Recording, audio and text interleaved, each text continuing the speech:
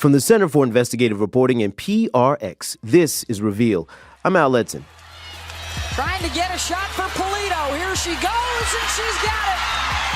The national championship goes to Connecticut for the fourth year in a row as the dynasty fulfills its destiny.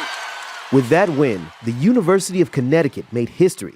They became the first women's college team to bring home 4 basketball championships in a row. The team is no doubt reveling in that victory still, but there's another woman who could take some of the credit.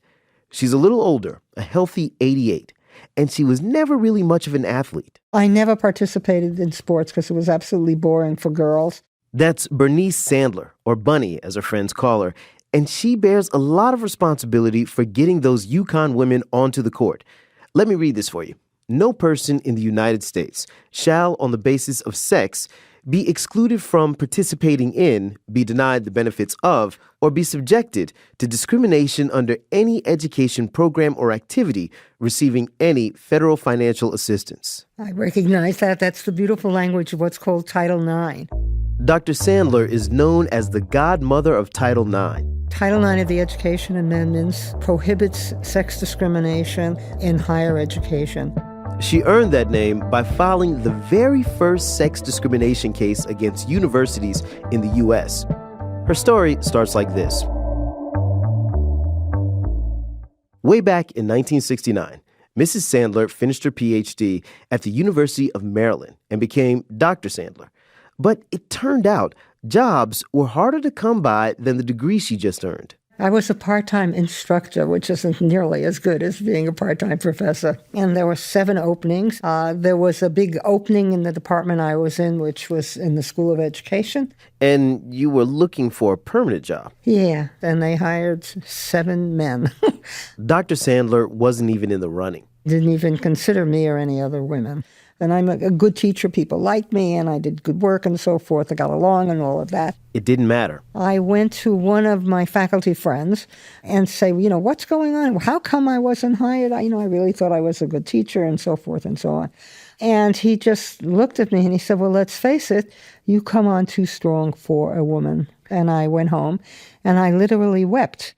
Dr. Sandler says she blamed herself. She thought that she'd done something wrong. I said to my then husband, I never should have spoken up in class. I never should have made a suggestion at a staff meeting. I never should have. A whole bunch of things that were absolutely quite normal. He said, well, that's sex discrimination. That's not you. It's sexism. It became clear to me that this was sex discrimination. But standing up to sex discrimination wasn't exactly encouraged back then. At this point, sex discrimination is a new issue, and the newspapers very often portray women who are working on sex discrimination as castrating bitches. Retreating would have been easy, very easy. But Dr. Sandler did something else. I filed a class action complaint against every college and university in the country that had a federal contract. More than 250 schools. It took a lot of research. And going back to World War II, there had been a series of executive orders by the president that said if anyone had a contract with the government. As these schools did, they couldn't discriminate. It was illegal. You couldn't discriminate on the basis of race, color, national origin, religion, and sex. And when I read that, I literally shrieked aloud. In the summer of 1970, Congress convened hearings about sexual discrimination in education. Dr. Sandler's research provided a list of witnesses, including herself. And in 1972, Title IX passed and amended the Higher Education Act to prohibit discrimination by gender in any educational program or activity receiving federal funding. But the words sports and athletics were nowhere in the bill. We had no idea how bad the opportunities for women and girls in sports was. The discrimination was awful, but the awareness of how wrong it was not there for lots of people. 2 years after the law was first passed, the federal government issued more regulations requiring schools to apply Title IX to athletics too, finally propelling a lot more women onto playing fields, tennis courts, and in the case of the UConn Lady Huskies, into collegiate sports history. There are now 5 times as many women in college sports. drills the three. So when you see girls playing sports, or whether it's a soccer field or playing softball or something. How does that make you feel? I smile, and not just inwardly, but I smile outwardly, and I say, this is so great. They have opportunities that girls never used to have, and it's their right to have it. It's not that somebody gives them the opportunity. It's their right by law. And sometimes I see girls dressed in soccer uniforms, and I just smile. Not long before the UConn women won their record-breaking championship, dozens of girls brought their enthusiasm, dreams, and voices to the bleachers at UC Berkeley. I'm Camille Pratt-Chapman, and I'm 11. My name's Emily Sorensen, and I'm 11, almost 12. I'm Kayla Gooden, and I'm 11. Camille, Annalise, and Kayla are pretty tight. They're in choir together at the Julia Morgan School for Girls in Oakland, California. And they're singing the Star-Spangled Banner before the night's game. But they didn't show up just to sing. Camille loves watching the women play. So my grandpa took me here when I was younger, like 3, 4, 5, and then I've been coming to here ever since. It's inspiring to you because you learn new things about basketball that you hadn't known, and so when you go to a game, you get to use those things, and they're really inspiring to watch. An athlete is something that I sort of want to be when I'm older. We play softball. We've been playing since we were in kindergarten on the same team. So I play soccer, too. And we will play volleyball. And, because our season just ended, so volleyball's starting up, and we're both going to play. In spite of all of the changes since Congress passed Title IX, the playing field isn't always level. Sometimes men would think, when you see a woman, you think, dresses and heels, and you think they just walk around and shop. If someone were to look at me, they would think that, and so I would have a really small chance of becoming a coach or a player. But if they really saw, what you could do... Well, I don't think anyone's, specifically better, but I think that we're equal. People should treat women and men equally. Same. Yeah. That's what Title IX was meant to do, and that is what Bunny Sandler thought it would do back in 1972 when Congress first passed it. I was much younger and much more naive. I thought that the government would simply say no sex discrimination and it will stop the next day and that would be it. Obviously that didn't happen. People and institutions and policies don't change so quickly. Even after all these years, we are still faced with these issues. Yes, Title IX brought more equality in some ways, but as with most rules, there's a workaround. Today on Reveal, we look at those loopholes and the legacy of Title IX. This is Andrew Becker. I'm a reporter here at Reveal. Over the past year, I've been looking into dysfunction and mismanagement at the Transportation Security Administration, or the TSA. It's the agency that's in charge of airport security in the U.S. Most recently, I've written about some pretty outrageous accounts from current and former officials in the TSA's intelligence office. They describe a toxic culture with all kinds of inappropriate behavior, from false accusations of wedgies to forced motivational push-ups to retaliation against employees who reported misconduct. The agency is currently under fire from lawmakers for a litany of issues, from security gaps to discrimination within the agency. There's more to come, so head over to our website to check out our stories, revealnews.org. You can also follow me on Twitter. I'm at abeckercir. You're listening to Reveal. I'm Al Letson. If you pay attention to college sports, you know it's been a huge year for the University of Iowa. The football team became one of the surprise stories of the season. The Hawkeyes are unbeaten. One more win would get them into the playoff. The team was down for years. That's a big problem because, like a lot of colleges, Iowa relies on football to make money. It built a $55 million football practice facility that opened last year. The team came roaring back with an undefeated season and a trip to this year's Rose Bowl. Iowa, the Big Ten, comes to Pasadena for the first time in 25 years. And the Hawkeyes brought along thousands of their loyal fans.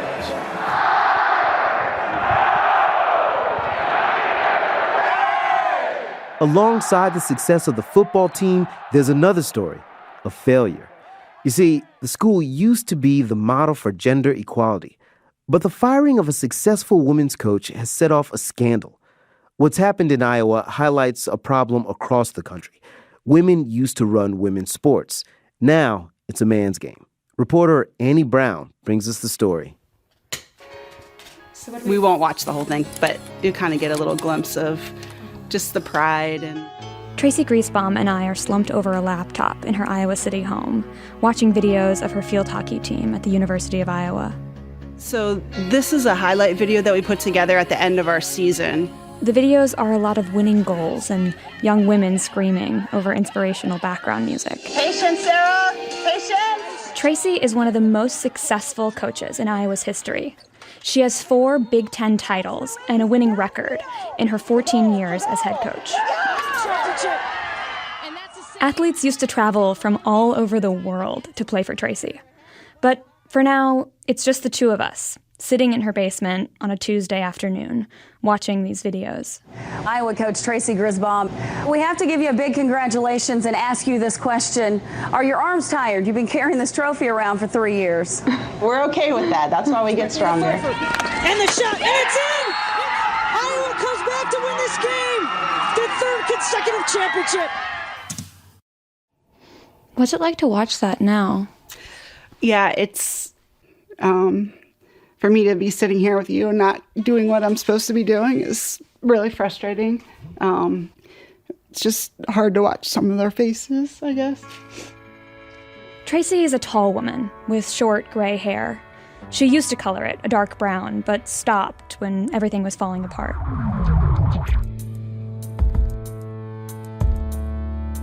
One afternoon, in May of 2014, the athletic director, Gary Barta, called a meeting with Tracy. Here's Tracy again. They said that there were some allegations put forth against me.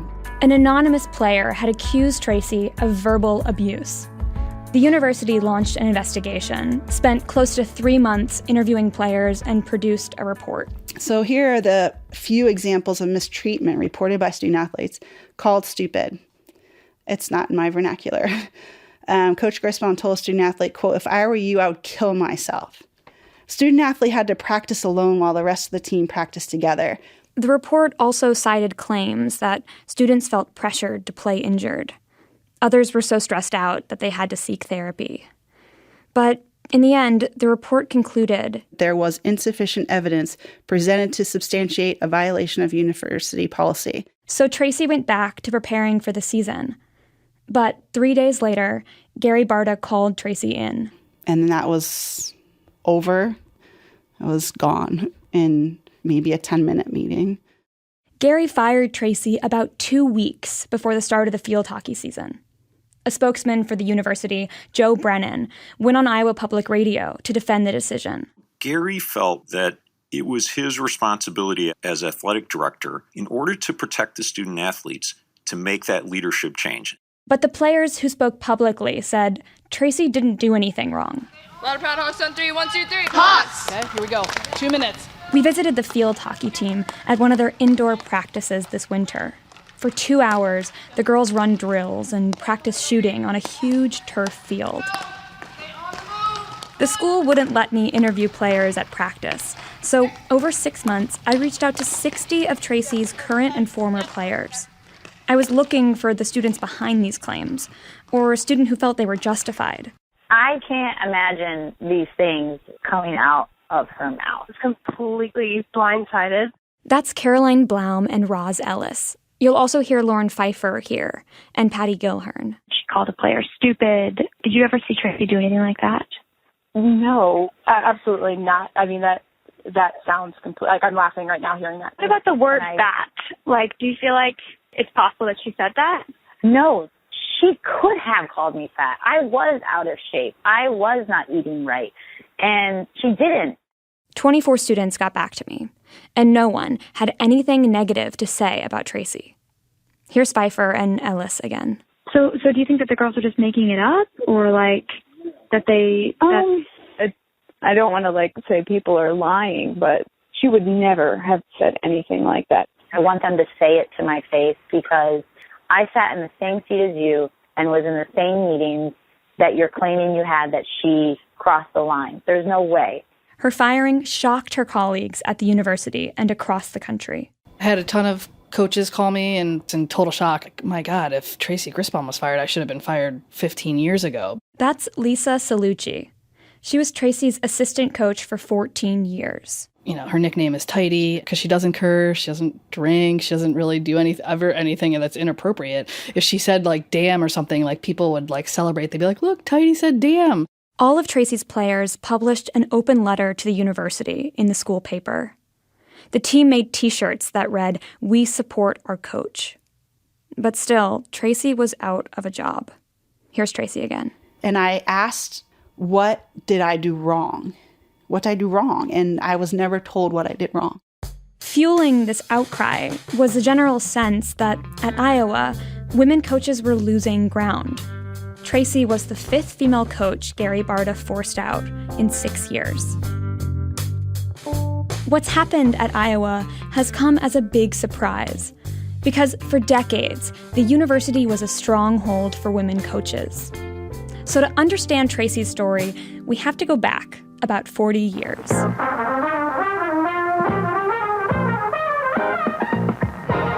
You've been listening to Hawk Talk. My name is Christine Grant, and I'm retired from the position of Women's Athletic Director at the University of Iowa. Christine turns 80 this year, and the fact that she was a female athletic director makes her a bit of a relic. There are only 2 female athletic directors in the top conferences today. So here I found this collage of the women's athletics department. Do you know what year this is? Oh, heavens above. That was way back. I think it was in 1974. Because there's so many women on this board. I think that's the thing that's so striking about it. It's like all of the head coaches are women. Back then, 90% of women's teams were coached by women and headed by female athletic directors. That was a time when it was paying little or nothing. It was women who did the work. That's not just an expression. Schools really didn't pay most coaches of women's teams. Then Title IX passed. That was supposed to get rid of gender discrimination in education. But Title IX doesn't require gender equality in coaching, so it had this weird side effect. We were so concerned about what was happening to women coaches and women administrators. They were disappearing. For the first time, schools had to invest real money in women's sports. And that meant more than doubling the number of coaching jobs.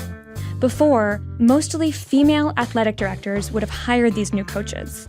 But after Title IX, universities put male athletic directors in charge of the women's teams. And statistically, men are more likely to hire other men. Things started to change. The bottom line was strong women were not appreciated. So you either toed the line and kept quiet, or you spoke up and you were either demoted or fired. It went from 90% of female teams coached by women to 43% today. But Iowa was different. It was one of the only schools that kept a separate athletic director for the women. I hired the coaches, I evaluated the coaches, and that's what made Iowa very, very different.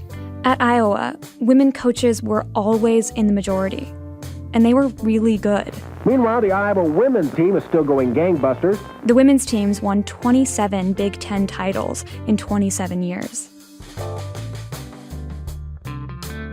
That all changed when Christine Grant retired in 2000.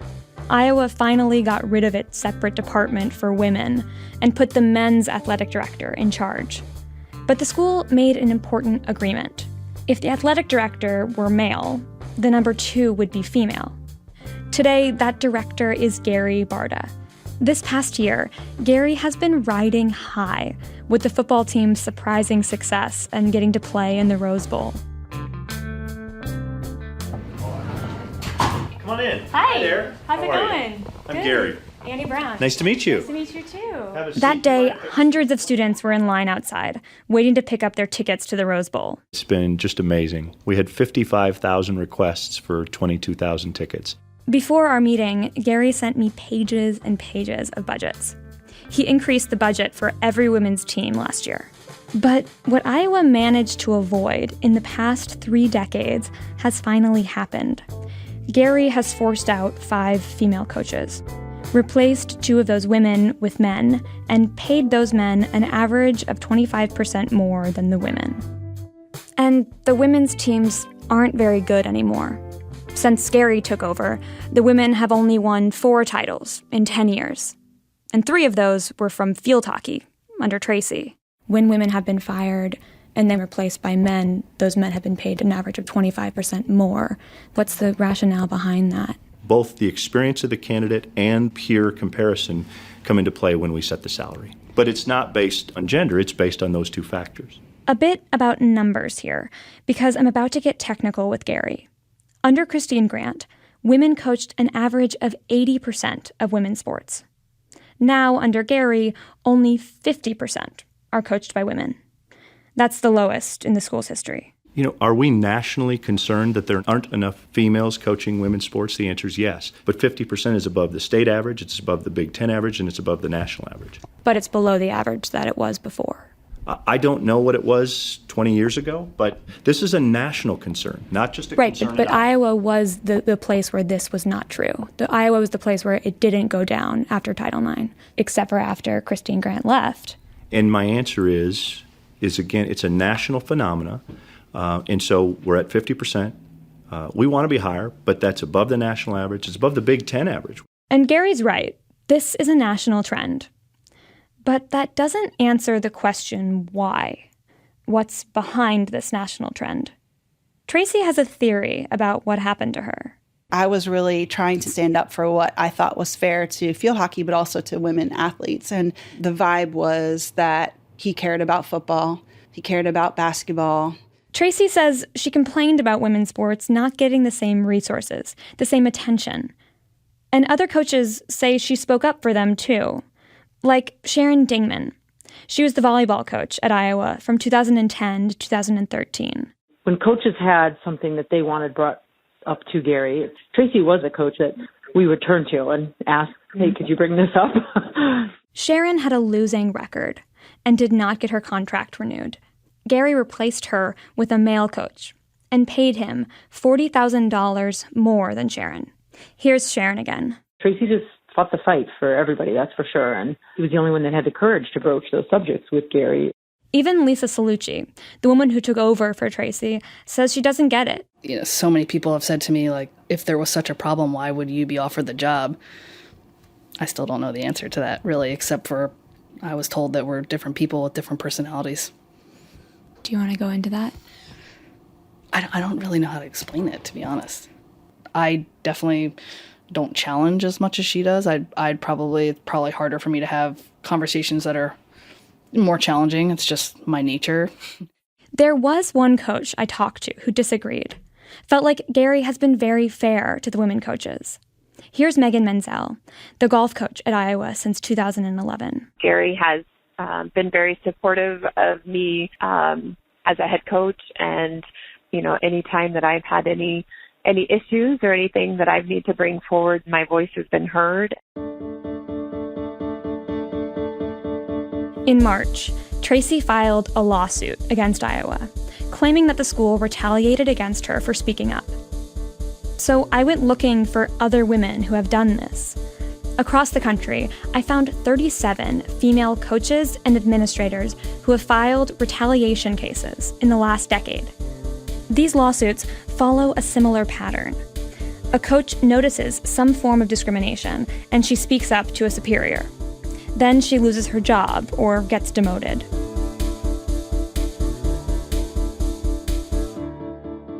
Of these 37 women who sued, 86% won their case or settled out of court. And this is big money. In 2007, Fresno State had to pay $9 million for one retaliation case. But there's another thing I started to notice. Almost half of the coaches in these retaliation cases claim they were accused of mistreating or verbally abusing their players. So I called these women. 4 of them agreed to be on the record. These 4 won their lawsuit or settled out of court for as much as $700,000. And they see themselves as whistleblowers. When they get fired, they're told it's because of mistreating their players. Here's Ruth Crow from Iowa State University. They tried to say that I swore at my players. Kathy Bull from Ball State University in Indiana. They had to stay 15 minutes longer in the weight room than what they should have. Jermaine Fairchild from Quinnipiac in Connecticut. Not a healthy environment for young women. Of all the women who sued, 84% never worked in college sports again. I can't verify that these women didn't verbally abuse their players. But I asked a law professor, Aaron Buzovitz from Western New England University, to help make sense of this. Aaron studies retaliation lawsuits and tracks how they play out. Oftentimes, the defense against a retaliation claim is the athletic department's counter-allegation that, oh no, the real reason why we fired this coach is because of her being verbally or physically abusive to players. And that's a hard thing to unpack. On the one hand, there ought to be zero tolerance for coaches who are abusive of their players. I mean, this is college athletics. But on the other hand, it could be behavior that is tolerated when it's exhibited by male coaches, but punished when it's exhibited by female coaches. The thing is, the people who are doing this punishing are the athletic directors. And if you look at the gender breakdown, it's even more skewed than with coaches. 90% of the athletic directors in Division I are men. But Iowa had a protection in place against this. Remember how when Christine Grant left, they agreed that if the athletic director were male, then the number 2 would be female. Well, that woman was Jane Meyer. I was hired back in March of 2001, considered the number 2 person in the athletics department. Jane served in that role for 14 years.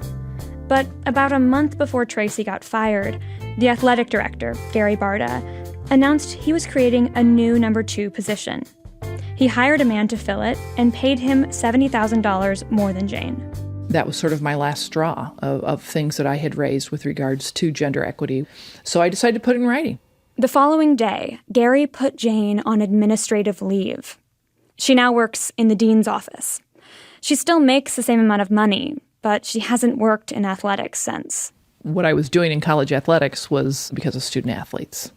And I don't have that opportunity in my reassignment. So it's very different. It is not my passion.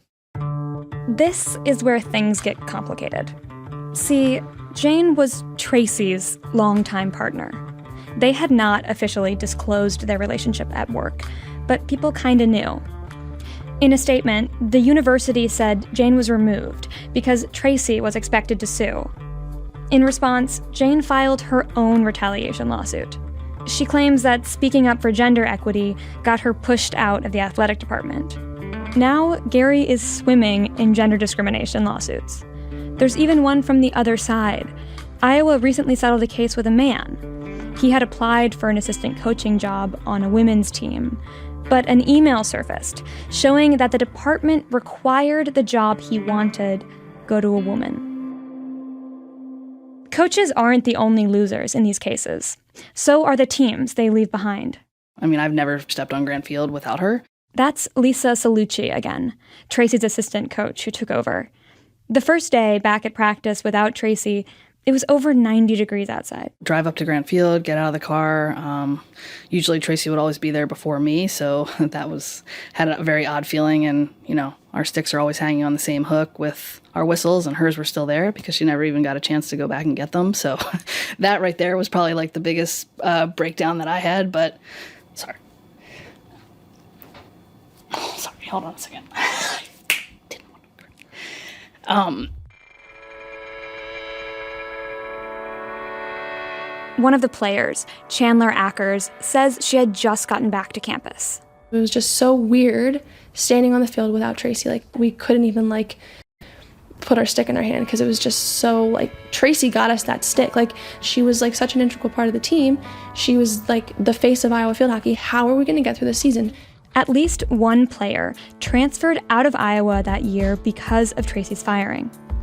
And Chandler says the rest of the team felt cheated. Our coach was taken away from us. We had no time to prepare for anything. We had no time to even consider transferring or anything like that. We were basically thrown into the situation. She and 3 other players filed a federal Title IX complaint against Iowa. This is unheard of. As far as we know, no student in the country has ever filed a Title IX complaint on behalf of their coach. They claim that taking away Tracy is like taking away their most valuable resource. Here's Chandler again. It's just not what any male team has had to experience at this university thus far. Tracy's lawyer, Tom Newkirk, helped them file the complaint. he boils the case down to this. If you take every allegation against Tracy Grisbaum and you imagine to yourself that it's true, the question you need to ask yourself is, if a male coach was engaging in exactly the same type of behavior, who cares? That story was from reporter Annie Brown.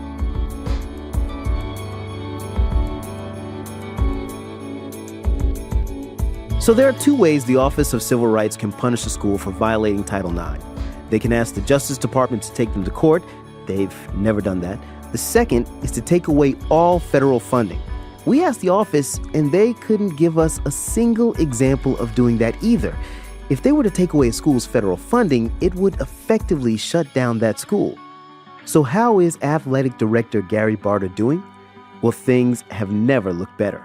Iowa just gave him a new 5-year contract that increased his base salary from $400,000 to $550,000, along with other perks. When the Associated Press reached out to ask Gary about his raise, he couldn't comment.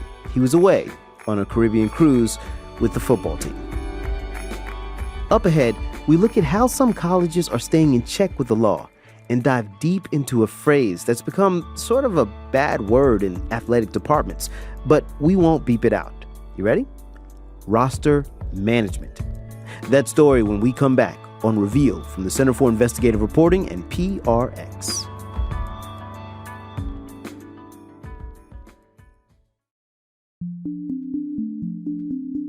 Hey listeners, it's Cole Goins from Reveal.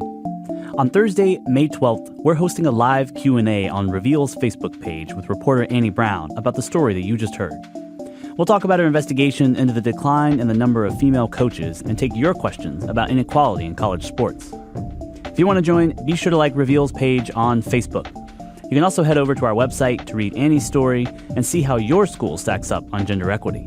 Visit us at revealnews.org.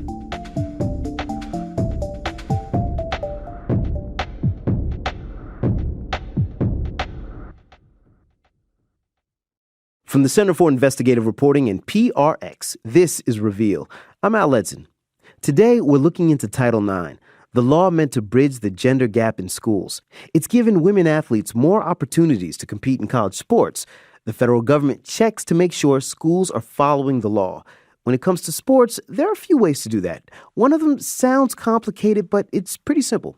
It's called substantial proportionality. That means if 45% of the school is women and 55% is men, the number of student athletes should also split along those same lines. 45% women, 55% men.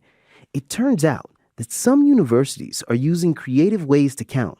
On paper, they're meeting the requirements, but they're not necessarily giving women the same opportunities as men. When we started looking into this, a few universities jumped out at us, including UCLA. We sent producer Rachel DeLeon to check the math. In a pickup game at a student gym on UCLA's campus, I meet up with some members of the women's basketball team. The women Bruins just finished their best season in 17 years. I shake hands with one of the players, and while we're about the same height, 5'11", there's one big difference. My name is Preston Dillingham, and I'm a fourth year at UCLA. Yep, he's a guy. Preston didn't make the cut for the men's team, so he joined what's called the scout team. They're guys who practice on the women's team so the women can play against bigger, stronger opponents. During practice, Preston pretends to be female opponents from other teams. They'll come to each one of us, say, Preston, today your name is so-and-so, and you're a left-handed shooter. Preston's name isn't on the public roster, and he's not allowed to get any financial aid for playing on the team. But I tell him that UCLA does count him in an unexpected way. What's happening is that every year they count you guys, the scout team, toward women's participation in sports. I did not know that. Wow. Well, that's weird. Well, I did not know that. You're just a part of the women's basketball team. Oh, wow. It's a privilege. Preston and the other guys get bundled in with the female players in a report that the university submits to the government. Makai Ruddock and Malik Martin are also on the scout team. I don't even know what to say to that. I mean, I have no problem with it because I actually like helping them. I kind of noticed like we really get counted as like part of the women's basketball team because we have like academic counselors and stuff. We can't drop classes unless we talk to our academic counselor, so that's pretty funny. Okay, maybe it is kind of funny, but it's also misleading to count men as women. On its face, this report makes it look like UCLA is in compliance with the law. 56% of its student body are women, and the report makes clear about 56% of its athletes are women. This report we have is not the official document. We'll tell you about that one later. But it's the only public report where students, and for that matter, Congress, can verify how many men and women compete in college sports. Think of it as the first line of defense against unequal treatment of female athletes. Patrick Nero is the athletic director at George Washington University. About 10 years ago, he served on an NCAA committee that looked into the issue of male practice players. There was the concern that this practice was going to take away opportunities for females. The committee called on universities to ban male practice players because they said it violates the spirit of gender equity in Title IX. But universities never enforced the proposed ban. Plenty of schools still use male practice players. Some universities have practice squads that are even bigger than the women's team. We should do everything we can to have an accurate account. The count is not accurate if you're counting men on women's teams as females. But here's another interesting twist. If schools do use male practice players, the Department of Education says they have to count them as women. Okay, time to start checking the math. I'm actually going to write this down on a chalkboard so we can keep track. So UCLA says it has 495 people on all women's teams, 394 on all men's teams. That lines up with the percentage of men and women athletes they're supposed to have. Now let's subtract 28 male players who practice on all women's teams at UCLA. So now we're down to 467 women, 394 men. UCLA is still within a good range. So here's the thing. It's unlikely that UCLA is counting on male practice players to push it into a good range since they're a pretty small slice of the pie. But there's another number, a really big number, that jumped out at me. On the women's rowing team.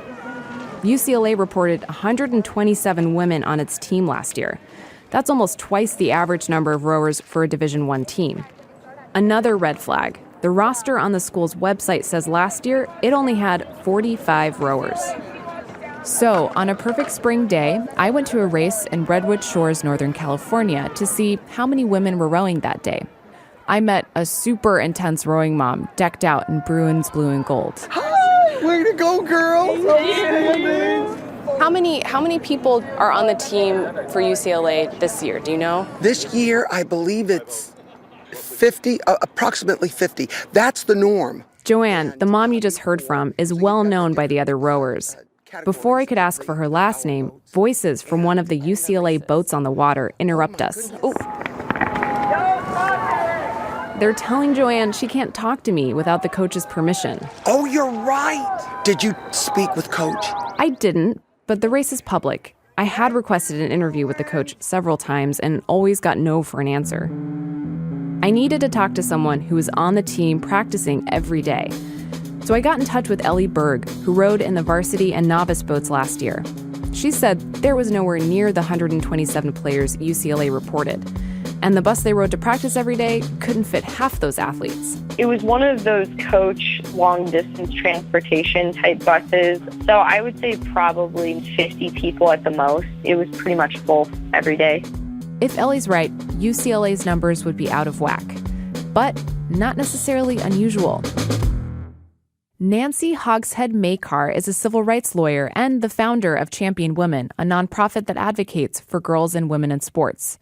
She has a name for what colleges might be doing. Schools use a practice called roster management. It is artificially constricting the size of the men's teams and artificially inflating the size of the women's teams. Adding players to a women's team can be legit if those athletes actually get a chance to participate. But Nancy says it's not okay if a school is adding them just to make things look right on paper. It's essentially cheating. This is not being fair to women on campus. Nancy was one of the first athletes to really benefit from Title IX. She got one of the first swimming scholarships at Duke, and then Hogshead now has 4 Olympic medals here, 3 of them gold. She won 4 medals at the 1984 Summer Olympics. But Nancy says recently there's been a standstill in momentum for college women athletes. She and her colleagues go through that same public report I've been mentioning from the Department of Education and count. We have a project right now where we're sending out letters to the top 52 schools that are out of compliance with Title IX. When schools miss their target for male and female athletes, they have some options. They can add another women's team, but that can be expensive. They can also cut men's teams. Let's get back to the UCLA rowing team. Like I mentioned before, the school lists 45 players on its online roster. That was in line with what a former rower told me. But UCLA also puts together a more complete document called the NCAA squad list. I finally got a hold of it through a California Public Records Act request a couple of days before wrapping the show. This is the official document we were talking about earlier, the one a federal investigator would use if a school was thought to be out of compliance. That list had 130 names on it, 85 more than the online roster. I decided to try to reach as many of those 85 people as I could. Were they on the team or not? Did you ever attend a single day of practice? No, I only tried out one day. I thought drawing sounds pretty fun, so I tried out. So I'm not surprised I didn't pass it. Pretty much like any athletic-looking girl, they would kind of give them a flyer and tell them, hey, come to this like info session, and then you can like try out for the team. Yeah, I was never on the team, so my name shouldn't be on any list. So I reached 54 people on the list or their parents, and here's what I found. Some of them went to practice but never rowed in a race. Some were on the team for part of the year and then they quit or maybe had an injury. But most of the people that I reached, more than 2/3 of them, were never on the team at all that year. That story was from Reveal's Rachel DeLeon, and she joins me right now to do a final tally of UCLA's numbers. Okay, so Rachel, where we leave off? All right, so we started off with 495. We took away the 28 male practice players already. So now we're going to have to subtract the women that were never on the rowing team. And remember, that totals 38. Okay, so we've got 28 plus 38 equals 66. I'm glad you didn't ask me to do that because it wouldn't have been I'm going to pretty. ask you to do the next one. You ready? Don't. Okay, so we've got 66 spots now where we could fill with women. Okay, so potentially those 66 women could actually be doing other sports like field hockey or rugby or something like that. Right, exactly. So there's some sports that UCLA doesn't offer. For instance, field hockey, like you said, fencing or lacrosse. So this number is big enough, 66. You could actually add 2 of those 3 sports and have enough women to compete on them. So is UCLA out of compliance here? It's a good question, but we should emphasize that we don't know whether UCLA is out of compliance. Only the Federal Office of Civil Rights could determine that, but it's pretty clear that the average student, parent, Congress member would probably have a hard time understanding these numbers. All right, Rachel DeLeon of Reveal. Thank you. Thank you, Al.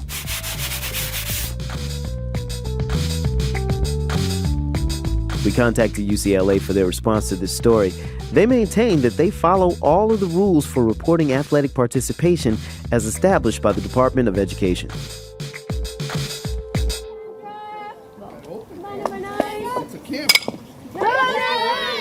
A fluorescent yellow softball sails out of the infield towards the woods by Pontiganset High School in Rhode Island. The left fielder runs forward and catches the ball. This is the home field for the Lady Chieftains. Turns out the team is not all ladies. I'm Justin Benoyer and I'm playing outfield. There's a lot evolving in the life of this 16-year-old with a shock of bleach blonde hair. Until a few weeks ago, his coaches knew Justin as Elise, although he'd already come out to most of his teammates. I'm a guy. It's the same thing as if a guy who's not trans went and played on a girls' softball team. Well, sort of. There are separate rules for transgender athletes. The rules are so different from state to state that some athletes, like Justin, can try out for any team they choose, while others would need full-sex reassignment surgery before they sign up. Reporter Martha Biebinger of WBUR Boston brings us the story. Justin Benoyer started telling close friends late last year that his true identity was male. He came out to his mom, Julie White, one day in the dead of winter, toward the end of the school lunch period. I was working in the lunch line at Ponagansett. Julie leaned over the metal counter to greet her child. And walked up to me and said, "Mom, I have something to tell you. I'm trans." Friends had cheered as 5'5" Elise joined the wrestling team and won a few matches against bigger, heavier boys. Then last summer, at the beginning of her junior year, Elise decided to play football as the only girl on the team. Julie says coaches didn't return messages. We showed up at practice, and basically you told them, "Hi, I'm here, I'm at practice," and you were a linebacker. No, I wasn't. What were you? I was a lineman. A lineman. Yeah. Okay, okay. Now Justin looks ahead to suiting up for football in August as one of the boys. Not sure whether some of his teammates will object. It could blow up in my face a bit because a lot of them are very conservative.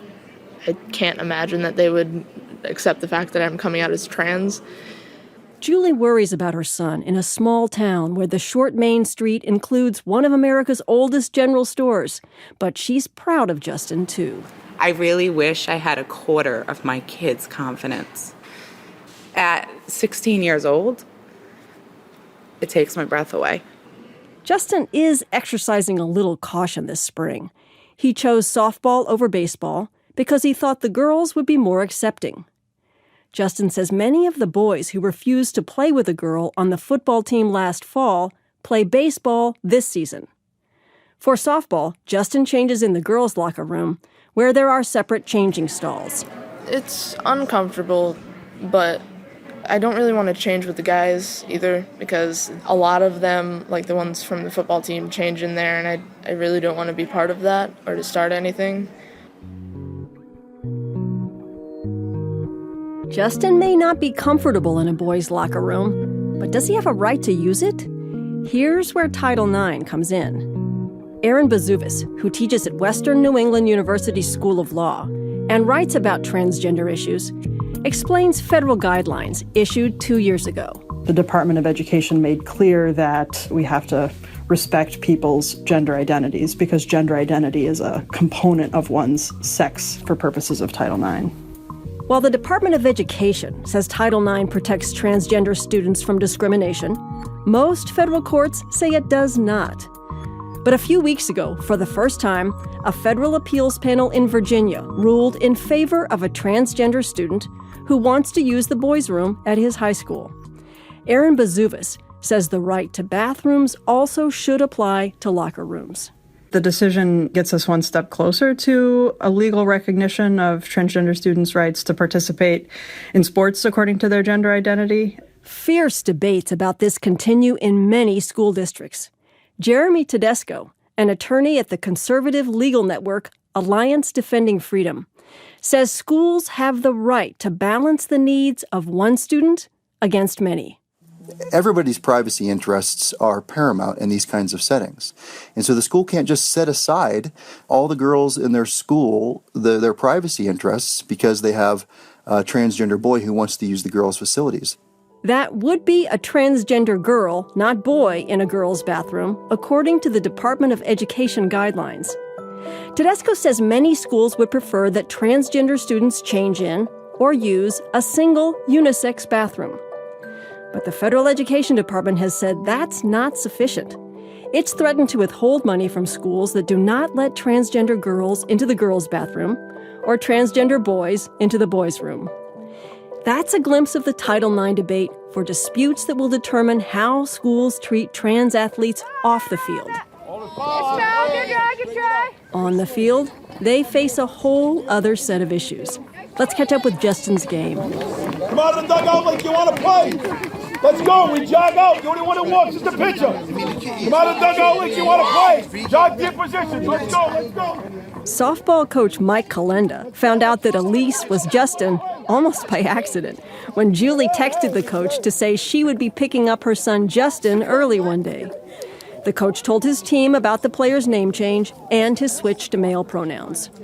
Most of our players, when I inform them that Elise was now going to be called and referred to as Justin, already knew and said, okay, coach, let's go. So you're pretty much like the last to know? I was. I was one of the last. Then Coach gets serious about Justin, the athlete. She can be who she wants to be, or he can be who he wants to be. Is that I look for players on the team. We treat them all the same. They're all players on our ice softball team. Ball.